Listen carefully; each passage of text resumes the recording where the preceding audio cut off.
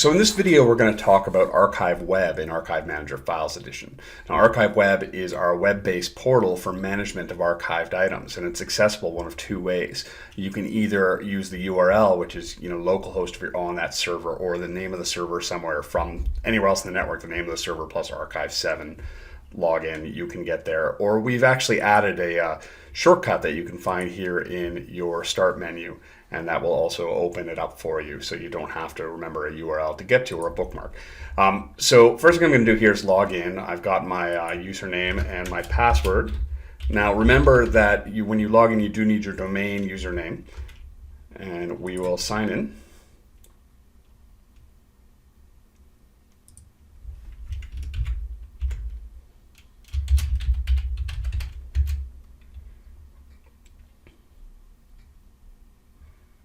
Okay, so now we've opened up ArchiveWeb, and you can see in the top we're actually in the Archive tab.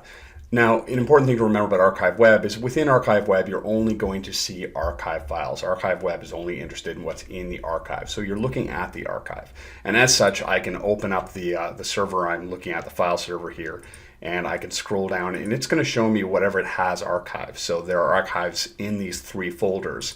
I'm going to click on this one, and I can see that I've got several archived items here that have been archived at different points. I've got all sorts of data about them, when they were archived, when they were created, last time they were modified, who owns them, what retention, it goes on and on. There's all sorts of information you can get here. And what I'm going to take a look at is the fact that I can highlight any one of these. So let's say exchange permissions. And we're just going to bring up some information at the bottom about that file. So we're going to have a lot of the similar information here, just in a little summary, and then we can actually view the file itself. So we can see down here, this is the actual, sorry, I'm going to shut this down. This is the actual text file that we're looking at, so we can preview it, make sure it's what we're looking for. We can do the same thing with PDFs.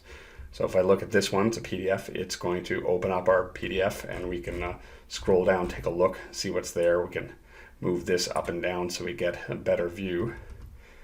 And then we've got some options. So once we've got this, we can click on this little three dots in the corner, and we'll click on that. And we've got a number of actions we can take. So with this file, Archive Manager, this PDF, we've got the option to download it. We can restore it. So that means we can push it directly back into the archive right from here. We can add some tags, we can lock it down so nothing can be touched or unlock it. We can mark it for deletion, so the next time the delete job runs through the system, it'll wipe it out, assuming it's past its retention time.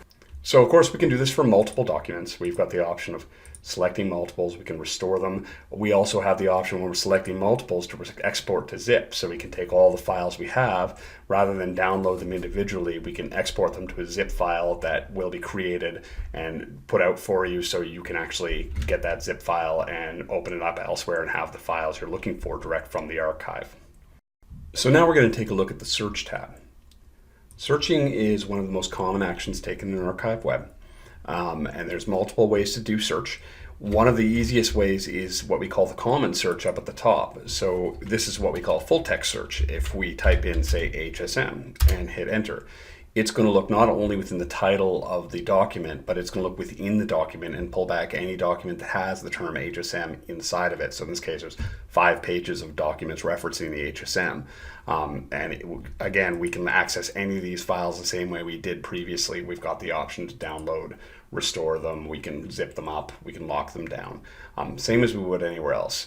If you want to get more specific into search, you can click on the search button, or search tab rather, and we can come over here, we can select what server we're on, we can go into criteria, and when I say server we're on, I'm talking about specific file servers. We have multiple servers that we're actually monitoring. We can use only a single server or all of them.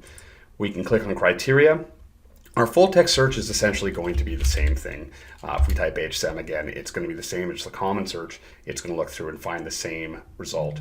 However, if we click into the search bar and we come over to criteria, we can see all of these options down here, which is something we call the advanced search system. So here we need to be very specific. Say if there's a file I know I'm looking for, I'm just going to use this because it's a file I know is in the system, smtpguide.pdf, and I click search or down here or enter, we're going to be able to get that exact file. But again, we need to be very specific. The same the same results come from looking at different criteria. So let's say we take a look and we want to see everything that's been archived, let's say since, let's say January 27th, 2017 rather, last year. And we'll go over to, let's say February 2017, and then we say to today. Let's put to today. All right, so let's try to see if we can find everything that's been archived between February 2017 and today. We'll hit search down here.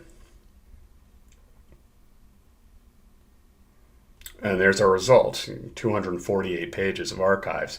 We'll probably want to narrow it down from there, but that gives you the gist. You can go into the advanced search criteria and you can find a great number of options that you can look at to narrow down a specific file that you're looking for. And that covers the basic search functionality and archive management functionality in ArchiveWeb.